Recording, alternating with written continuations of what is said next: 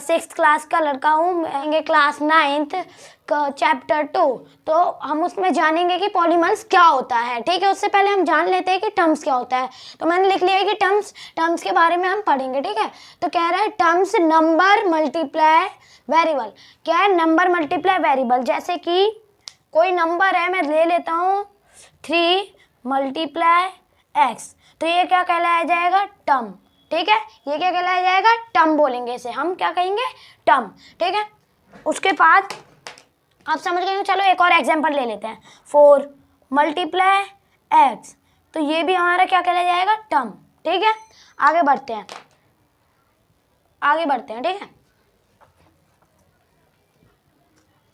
आगे क्या है हमारा? अब देखो, हमें कुछ नंबर दिए गए, मान लो कि इन नंबरों की जगह ये हो गए हमारे नंबर, ये हो गए हमारे वेरिएबल। अब इनको मतलब मल्टीप्लाई कर देते हैं, तो हमें हम इन्हें क्या कहेंगे? टर्म्स। क्या कहेंगे? टर्म्स, ठीक है। मतलब नंबर मल्टीप्लाई वेरिएबल्स मतलब ही होता है टर्म्स। क्या होता है? टर्म्स, ठीक है। उसके आगे हमें कुछ ऑप्शन दे। अब ये 2y है, ठीक है। अब 2y ये हमारा टर्म्स है। सोचो कि ये हमारा टर्म्स है या नहीं। तो 2y हमारा टर्म्स है, क्योंकि हम इसको 2y को 2 मल्टीप्लाई y भी तो लिख सकते हैं। 2 मल्टीप्लाई y लिखो या फिर 2y लिखो, ठीक है। या जैसे कि 2 मल्टीप्लाई 4 करो तब भी 8 आना है, या फिर 4 मल्टीप्लाई 8 करो तब भी, 4 मल्टीप्लाई 2 करो तब भी 8 आना है, ठीक है। तो फिर है ना, ये हो गया। अब देखो ये वो है हमारा टर्म्स, हाँ है। तो इसका 3x, इसको हम लिख सकते हैं मल्टीप्लाई y, मतलब कि x, ये भी हमारा टर्म्स है, ठीक है। उसके बाद हम करते हैं, उसके बाद अब बताओ, अब एक और इम्पोर्टेंट क्वेश्चन, 5 हमारा टर्म है? 5 हमारा टर्म है? आप बोलोगे नहीं है। टर्म्स 5 भी हमारा टर्म्स है। अगर इससे कुछ मल्टीप्लाई नहीं हो रहा होता है तो क्या होता है? 1 की पावर क्या है? 0। अब 0 पावर है तो हम यहाँ पर x भी डाल सकते हैं जिसकी पावर 0 होगी। क्या डाल सकते हैं? x। तो इससे मल्टीप्लाई हो गया, ये हो गया 5x। अब इसको हम 5 भी, नॉर्मली 5 भी लिख सकते हैं, ठीक है। मल्टीप्लाई 1 भी लिख सकते हैं, मल्टीप्लाई x भी लिख सकते हैं, और इसको सिंपल 5 भी लिख सकते हैं, ठीक है। तो हमारा क्या हो गया? टर्म्स हो गया। उसके बाद अब एक और एग्जांपल लेते हैं।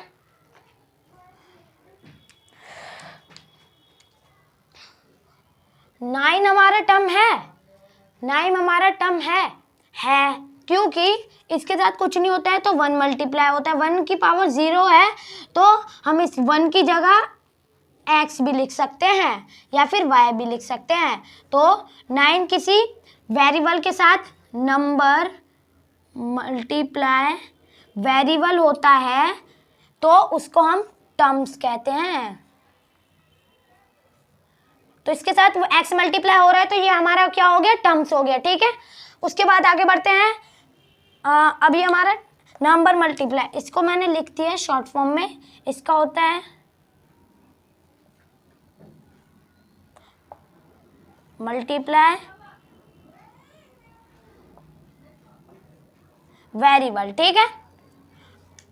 अब हमने टर्म्स के बारे में जान लिया, अब हम पढ़ेंगे पॉलीमियल्स। पॉलीमियल्स क्या होता है? ठीक है, पॉलीमियल्स फर्स्ट क्या कह रहे हैं हमें? It is a chain of number, मतलब कि ये एक चेन है जो ये टर्म्स क्या है? It is a number chain of terms, ये एक टर्म्स की चेन है, ठीक है। तो फर्स्ट हमें दिया गया है ये कौन सा टर्म है? First form.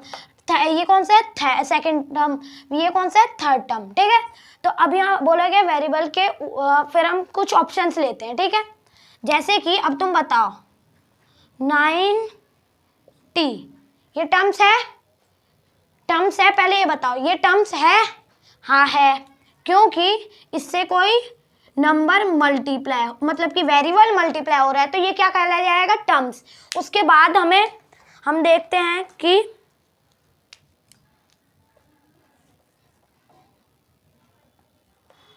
अब हम ले लेते हैं 9t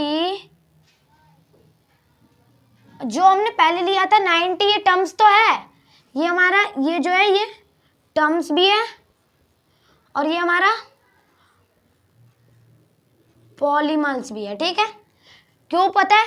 क्योंकि देखो 9 से ये मल्टीप्लाई हो रहा है तो ये हमारा टर्म्स हो गया, और पॉलीमर्स इसलिए हो गया कि वेरिएबल के ऊपर पावर होल नंबर की होनी चाहिए। होल नंबर तो हमारे होल नंबर होते हैं 0 से स्टार्ट होते हैं और इंडेफिनिट चलते ही जाते हैं, ठीक है। तो हमारे इसके ऊपर कुछ पावर नहीं है तो 0 है, 0 या फिर 1, ठीक है। 1 पावर मतलब कि 0 ही मान के चलो या 1 मान लो। अब हम देखते हैं 91/2 9x - 2 3x 5/1। अब ये बताओ कि ये जो मैंने 3 नंबर लिखे हैं एक्स वाई वाले, मतलब कि ये टर्म्स हैं? पहले ये बताओ टर्म्स हैं? नहीं, क्योंकि हमें सिर्फ वेरिएबल मल्टीप्लाई करना है ना उनकी पावर, तो इस पे तो पावर लगी है तो ये हमारा टर्म्स भी नहीं होगा। अब हमें देखना है ये पॉलीमर्स है, पॉलीमर्स कैसे होगा? पॉलीमर्स है या नहीं? नहीं है। क्यों नहीं है? क्योंकि हमें कह रहा है वेरिएबल के ऊपर पावर होल नंबर की होनी चाहिए। किसकी? Whole number. और होल नंबर हमारे 0 1 2 3 4 इंडेफिनिट चलते ही जाते हैं। और यहाँ पर तो हमें अपॉन में मतलब कि बट्टे में पावर दी गई है 1/2, तो ये हमारा होल नंबर नहीं है। अगर हमारी यहाँ पर पावर होती इसकी जगह 1 तो ये हमारा क्या होता? होल मतलब कि पॉलीमर्स होता, ठीक है। पॉलीमर्स जान गए आप। अब सेकंड वाला देखते हैं। सेकंड वाला हमारा टर्म्स है ये वाला हमारा टर्म्स है, ये पूरा नंबर जो हमारा टर्म्स है, हाँ नहीं है, क्योंकि 9x उसके ऊपर पावर है, ठीक है, तो पावर वाला हमारा टर्म्स नहीं है। सेकंड है हमारा 9x। अब हम पॉलीमर्स देखते हैं। पॉलीमर्स है 9x - 2। अब हमें क्या चाहिए? होल नंबर की पावर।